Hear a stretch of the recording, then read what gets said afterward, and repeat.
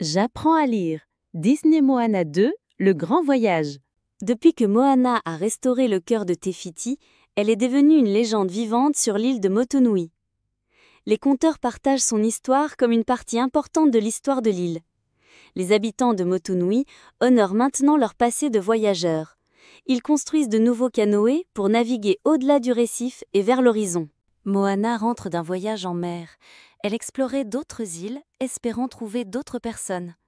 Il y a tellement plus à découvrir pour Moana. Un jour, elle espère partager l'océan avec sa petite sœur, Simea. Les ancêtres de Moana l'appellent pour retrouver l'île perdue de Motufetu. Il était autrefois le lieu de rassemblement pour tous les habitants de l'océan.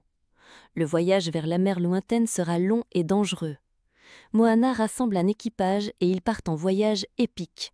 Les membres de l'équipage n'ont jamais voyagé auparavant. Ils ne sont pas préparés pour le défi. Moana leur montre qu'une aventure en mer peut être passionnante. Elle convainc son équipage qu'il n'y a rien de mieux que de naviguer sur le vaste océan. Après quelques jours, Moana et son équipage pensent voir l'île de Motufetu plus loin. Moana réalise bientôt qu'elle est en fait un navire d'ennemi, et il se dirige droit vers le canoë dont Moana. Les Kakamora se préparent pour la bataille. Moana et son équipage paniquent, mais les Kakamora ne poursuivent pas le canoë de Moana. Ils essaient d'échapper à une palourde géante. La créature massive de la mer aspire tout autour d'elle. Elle bloque Moana de son voyage vers l'île perdue. Les Kakamora sont aussi à la recherche de Mutufetu. Ils s'associent avec Moana pour vaincre la palourde. Moana se prépare à lancer une lance sur la palourde. Elle pense que ce sera facile, mais tout va mal. Leur canoë risque d'être avalé par la palourde. À la dernière minute, le fils du chef Kakamora vient à la rescousse. Kotu glisse sur leur canoë et lance une lance remplie de toxines sur la palourde monstre. La palourde commence à approcher. Le canoë de Moana et le navire de Kakamora sont sur le point d'être avalés. Mais Kotu coupe la corde pour sauver le reste des Kakamora. Kotu, Moana et son équipage sont aspirés dans la palourde. Le canoë de Moana tombe dans la palourde. Lorsqu'il tombe, Moana se sépare de son équipage. Les chauves-souris se rassemblent soudainement et quelqu'un apparaît derrière Moana, l'effrayant. C'est Matangi, un demi-dieu qui offre son aide. Elle dit à Moana, pour trouver ce qu'elle cherche, elle doit se perdre. Moana suit son conseil et est piégée. Matangi l'a trompée.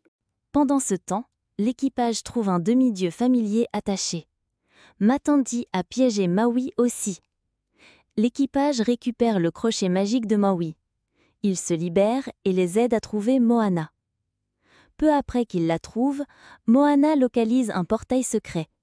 Quand elle l'ouvre, Moana, Maui et l'équipage sont aspirés à travers un tunnel. Ils sont recrachés avec leur canoë dans la mer lointaine. Maui prévient que la mer lointaine est maudite. La malédiction ne peut être brisée que lorsqu'un humain atteint Motufetu, maintenant au fond de la mer. Déterminés à retrouver l'île perdue, les équipages se battent contre des vagues qui se transforment en un monstre aquatique menaçant. Moana dirige le canoë sur d'énormes vagues pendant que Maui combat la tempête. Puis Maui plonge dans l'océan et trouve Motufetu. Il essaye de soulever l'île, mais la puissante tempête l'arrache. Moana plonge dans les vagues sombres et cède à l'inconnu. Elle atteint Motufetu et aide Maui à élever l'île. La malédiction est enfin brisée. Bientôt, des éclaireurs de rivages lointains arrivent pour rencontrer Moana. Les éclaireurs placent des jetons de leurs îles d'origine sur Motufetu. Moana est fière de réunir tous les peuples de l'océan. Moana se lance dans des nouvelles aventures. Des éclaireurs d'autres îles la rejoignent pour explorer des terres lointaines.